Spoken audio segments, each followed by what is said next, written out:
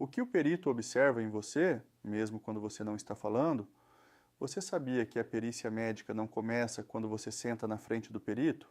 Ela começa muito antes, no momento em que você chega ao prédio, atravessa o estacionamento, anda pela sala de espera, o perito é treinado para observar, com técnica, sinais que vão muito além das suas palavras. Neste vídeo, eu vou te explicar o que é a observação clínica indireta, por que ela faz parte do método pericial. E por que entender isso reforça uma única conclusão: a autenticidade é e continuará sendo a sua melhor estratégia. Fique até o final. Olá, eu sou o Dr. Plínio Rafael Veríssimo Tom, médico especialista em medicina legal e perícias médicas, com inscrição no Conselho Regional de Medicina do Paraná, sob o número 41.092. Este é o 9º vídeo da série Entendendo a Perícia, complementar direto da aula anterior sobre preparação. Hoje eu vou abrir com transparência uma parte do método pericial que poucas pessoas conhecem, a observação clínica indireta. Não há segredos, não há armadilhas, há método. E entender o método é o que te permite chegar à perícia com tranquilidade, sem ansiedade desnecessária e sem tentar fingir o que não é. Antes de tudo, eu preciso explicar por que existe a observação clínica indireta. Ela não é espionagem, é parte legítima e cientificamente fundamentada do método pericial. A medicina, em geral, sempre observou o paciente em 2 níveis. O primeiro é o relato verbal, o que a pessoa conta. O segundo é o comportamento observável, o que o profissional vê com os próprios olhos. Os 2 níveis precisam ser coerentes entre si. Quando há coerência, a avaliação ganha solidez. Quando há discrepância, o profissional precisa investigar mais. Isso vale para qualquer médico, em qualquer consulta, mas na perícia, esse cuidado é ainda maior, por uma razão simples. Na consulta clínica, o paciente quer melhorar e tende a colaborar com a verdade. Na perícia, a pessoa avaliada pode estar em situação que cria incentivos para distorcer o relato, em qualquer direção, para mais ou para menos. Por isso, o perito é treinado para integrar relato verbal com observação clínica. E aqui vai o ponto que considero mais importante desta aula. A observação clínica indireta protege também o periciado honesto. Quando o seu relato é coerente com o que o perito observa, isso fortalece o seu laudo. Não é só uma ferramenta contra a simulação, é antes uma ferramenta de verificação de coerência, que beneficia quem está sendo autêntico. A primeira coisa que você precisa entender é que a perícia não começa na sala do perito, ela começa muito antes. Quando você chega ao prédio, atravessa o estacionamento, sobe pela escada ou pelo elevador, espera na sala de espera. Em muitos lugares, o perito ou a equipe de apoio pode estar observando, não como vigilância policial, mas como observação clínica. O que se observa? Coisas como: você caminha com naturalidade ou com dificuldade? Tem alguma postura antálgica, ou seja, postura que evita dor? Usa algum apoio para caminhar? Senta-se com facilidade ou com cuidado? Cruza as pernas ou evita cruzar? Como você usa as mãos enquanto espera? Como conversa com o acompanhante? Essas observações não são acusação, elas são dados clínicos que o perito integra ao quadro geral. Uma pessoa que descreve dor incapacitante na coluna lombar, mas é vista antes da perícia, sentada confortavelmente por 30 minutos cruzando as pernas, está apresentando uma incoerência que o perito vai registrar. Agora, perceba, a pessoa que diz a verdade não tem o que esconder na sala de espera. Ela é, no estacionamento, a mesma que é dentro da sala. Essa é a beleza da autenticidade. Ela não exige consistência fingida, porque é naturalmente consistente. Quando você entra na sala do perito e começa a ter entrevista, a anamnese, como vimos no glossário, a observação continua em outro plano. O perito está atento a múltiplos aspectos simultâneos. Coerência interna do relato. A história que você conta hoje é coerente com a história registrada nos documentos médicos? A data do início dos sintomas bate com os documentos? Os tratamentos relatados aparecem nos prontuários? Coerência temporal. Você descreve cronologia consistente ou se contradizem datas e sequências? Pequenas confusões de memória são normais, todos nós temos. Contradições grosseiras chamam a atenção, Tonalidade emocional. Como você descreve sua condição? Com sofrimento autêntico ou com dramatização excessiva? Com indiferença emocional ou com naturalidade? O perito não exige drama, exige autenticidade. Linguagem corporal durante o relato. Você mantém contato visual razoável? Demonstra desconforto ao tocar em temas dolorosos? Como se espera de uma pessoa que viveu o que está descrevendo? Hesita, pensa, lembra? Ou tem respostas decoradas, prontas, sem nuance? Outra vez, a regra de ouro. Quem fala a verdade tem comportamento natural, sem precisar planejar. Por isso, a autenticidade é tão protetora. Durante o exame físico, o perito faz duas coisas simultaneamente: a avaliação direta, o exame em si, com testes específicos, e a observação contínua do seu comportamento. O que se observa, além dos achados clínicos diretos?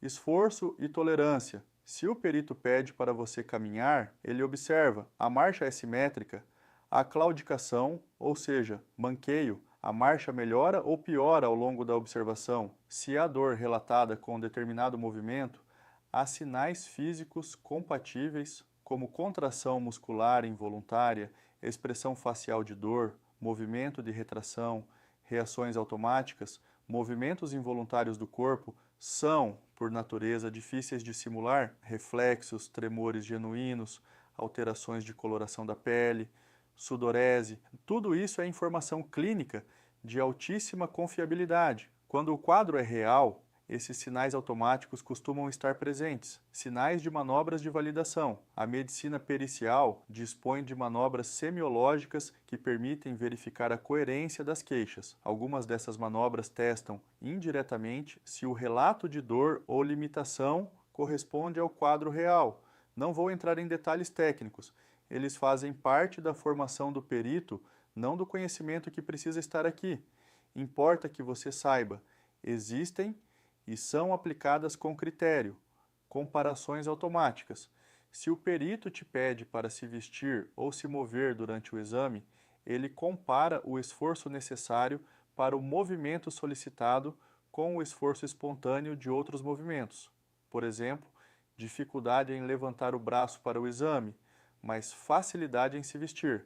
Outra vez, e eu não me canso de repetir, autenticidade. Pessoas que descrevem honestamente sua condição não precisam se preocupar com nenhum desses pontos. Elas vão se mover do mesmo jeito durante o exame e durante a despedida. Agora, eu preciso desfazer alguns mitos, porque vídeos sensacionalistas sobre perícia muitas vezes geram medos infundados. A observação clínica indireta não é o seguinte, não é vigilância secreta. O perito não te segue até o estacionamento, não tira foto escondido, não filma a sua chegada. A observação acontece dentro do ambiente pericial habitual, sala de espera, corredores, sala do exame. Não é tentativa de te pegar. O perito não está procurando motivo para te indeferir. Ele está coletando dados clínicos. Em pessoas honestas, esses dados confirmam o relato. Em pessoas que simulam, eles podem revelar incoerências. O método é o mesmo. O que muda é o que ele revela, não é avaliação moral. O perito não está te julgando como pessoa. Ele está executando um método técnico. Não é leitura de mentes ou pseudociência. Algumas postagens nas redes sociais falam em técnicas de leitura corporal usadas por peritos. Isso é exagero. O perito médico não é polígrafo nem detetive de polícia. Ele é médico aplicando método clínico. Compreender isso te ajuda a chegar à perícia sem medo desnecessário. Não há ninguém te perseguindo. Há um profissional cumprindo um método. Agora vamos ao ponto central desta aula. Eu compartilhei com você como o perito observa, não para te ensinar a se esconder, mas para te mostrar uma verdade que faz toda a diferença. Quanto mais você entende o método pericial, mais óbvio fica que a autenticidade é a única estratégia que funciona. Vamos pensar juntos.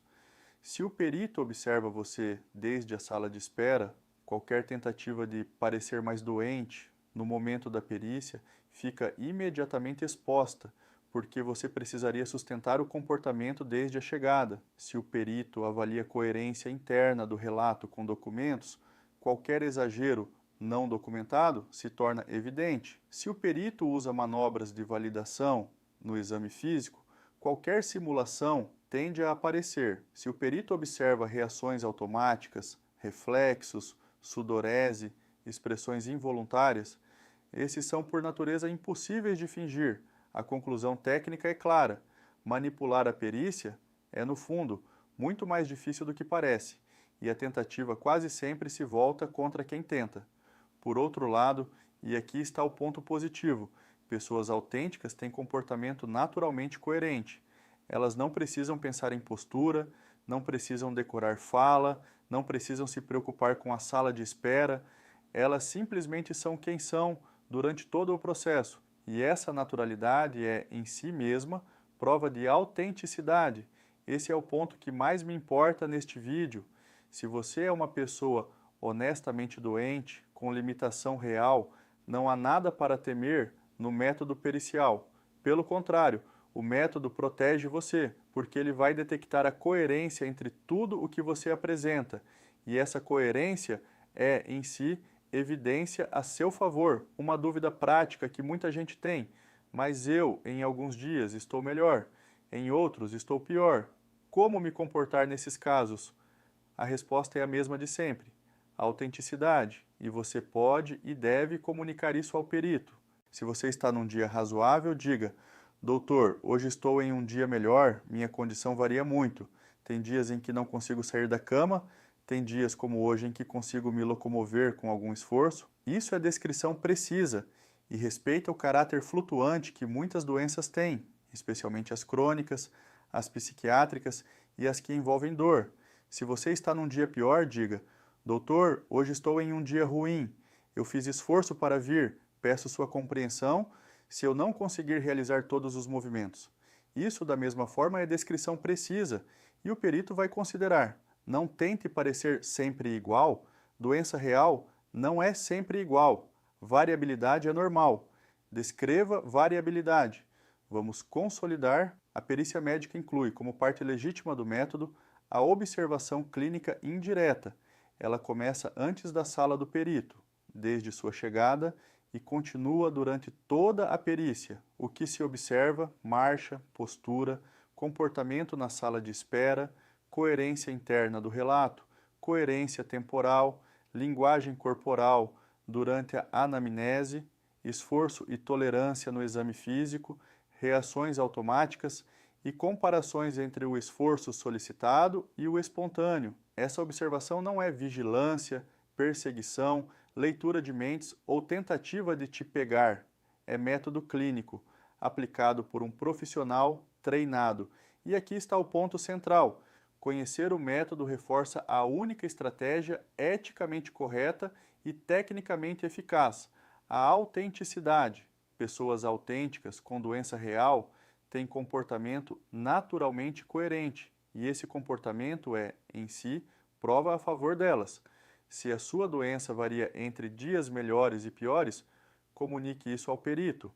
Variabilidade é normal e respeitada. A regra de ouro repetida pela última vez seja você, sem fingir mais, sem fingir menos, sem fingir nada. Se este vídeo te ajudou a chegar mais tranquilo à perícia, deixe um comentário. Conte o que mais te causa ansiedade quando pensa na perícia. Seus comentários ajudam outras pessoas que estão se preparando. Inscreva-se no canal e ative o sininho. No próximo vídeo da série, vamos a um tema fundamental, possivelmente um dos mais importantes do bloco prático. Posso levar alguém à perícia? O papel do assistente técnico. Você vai entender o que é, quando vale considerar, e como o assistente técnico atua dentro do método pericial, tema essencial para quem tem caso complexo ou nexo causal disputado. Até lá! Um abraço e tranquilidade para a sua perícia.